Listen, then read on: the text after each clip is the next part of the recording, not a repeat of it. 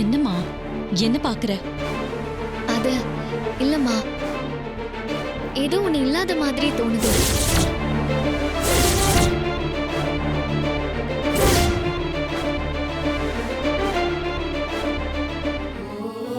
நீ எதை சொல்ற?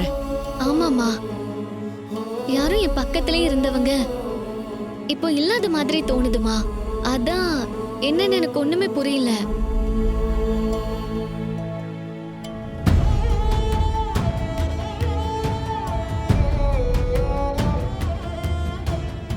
ரேவதி சொல்றது சகலையதான்.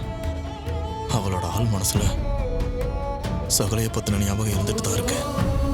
ஆமாங்க, அவ உயிரா மதிக்கிற கார்த்தியை எப்படிங்க மறக்க முடியும்? சீக்கிரமா அவளுக்கு எல்லாமே ஞாபகம் வந்துருங்க. உன் பக்கத்துல இருந்தவங்களா? என்ன சொல்ற? ஆமாமா, யாரோ என்னோட பக்கத்துல இருந்தவங்க திடீர்னு என் பக்கத்துல இல்லைன்னா எப்படி இருக்கும்?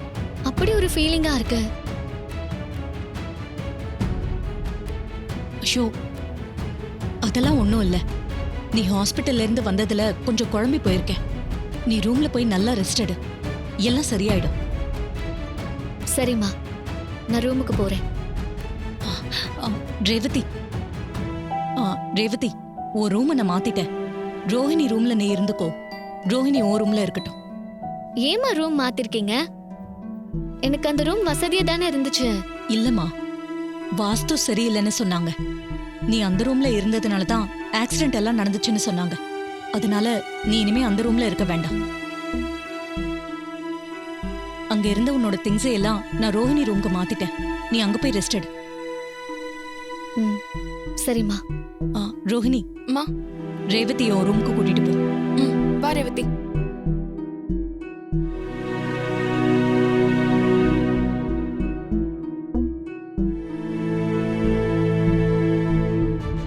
இத பாருங்க, உங்க எல்லாருக்கும் நான் திரும்பவும் சொல்றேன்.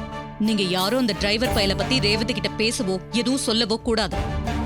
அவனோட ஞாபகம் போனதாவே இருக்கட்டும். மீறி ஏதாவது சொல்லணும்னு நினைச்சீங்கன்னா அப்புறம் நான் மனுஷியாவே இருக்க மாட்டேன்.